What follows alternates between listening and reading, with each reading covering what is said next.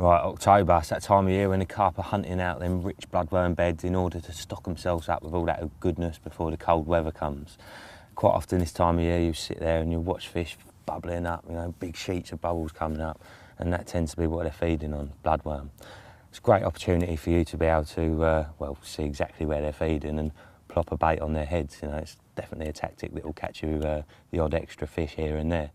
One thing I found really successful for plopping out to them little bubblers is a little bag of pellets. And what better pellets to use than bloodworm pellets? Obviously they've got like a bloodworm extract in them, so they're going to be giving off similar sort of attractors. And well, I've definitely, you know, proved it in the past. It's been a real successful tactic for me. So I'll just show you how I do it. Really simple, you know, there's no rocket science here. I like to use a couple of different sizes of pellets, just, you know, to keep them guessing. So a little handful of those. Little handful of the small ones. Look at them lovely little things. Look, really nice, neat little pellets. Them sort of ones that will just keep them grubbing around for ages. So as I say, a few of both sizes. Give them a little shake up. Not a massive bag, but not a tiny one either.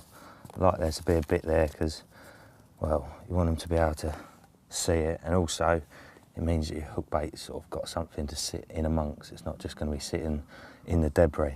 I think my scissors here, so I'll just fight that off.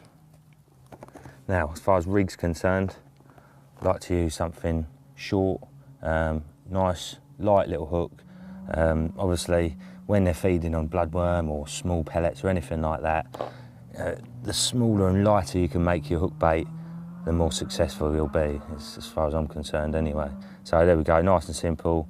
Sort of a KD setup, whipped it a few times and pulled it out, and that just makes the hook sit out at a nicer angle, kicks it out, and tends to make that hook point find home well. So that little bait there, topped off with one of them little bloodworm pop-ups, dumbbells, and then underneath a little bit of the actual sinking dumbbell bloodworm pellets, bloodworm boilies even. And I don't like it to sit the hook up off the bottom, I just literally like it to just hover over the hook like so, and that will just sit in amongst that pile of pellets, and anything comes and sucks, it's just going to come up nice and easily. That little hook's going to find its home. Obviously some lakes you might have lots of like smaller fish, bream or roach and bits and bobs. You might not be able to get away with going so small and light, so what I'd recommend is that you still balance it, but obviously just a bit more of the dumbbell and a bit more of the pop-up on there. And also if you just have slightly longer hair, that tends to discourage getting so many unwanted pickups. So when it comes to attaching a bag, again, not rocket science, but the amount of people I still see just hooking on their bags, I think it's just pure laziness really, because the results that you get from threading it down the hook link instead are just far superior. Obviously the hook's buried in amongst everything, hook link's inside it too. It's not going to be sitting off the bag of pellets, it's going to be sitting right inside it, and it's masked from the hook getting caught on anything when it lands.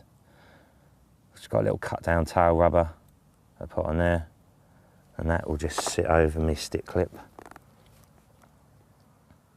once I've hooked it on, like so. I'll just push that right on there so it's nice and snug and makes it a bit neater too.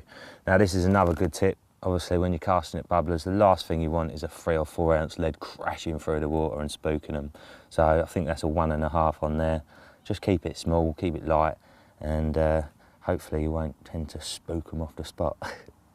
Now one last thing before I cast it out, that will work perfectly fine like that, but I want to increase the attraction. So I've got some of the old bloodworm liquid.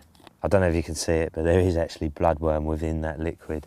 It doesn't smell too clever, but if you've ever smelt bloodworm, then you'll know they don't either.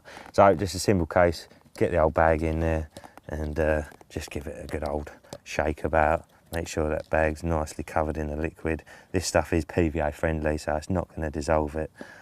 As you can see, it is absolutely dripping with that bloodworm liquid. And as that falls through the water column, all that's going to be oozing out there, sending out loads of attraction. And then also, once that settles on the bottom, you end up with like a little red glow. What's left disperses itself around that pile of pellets.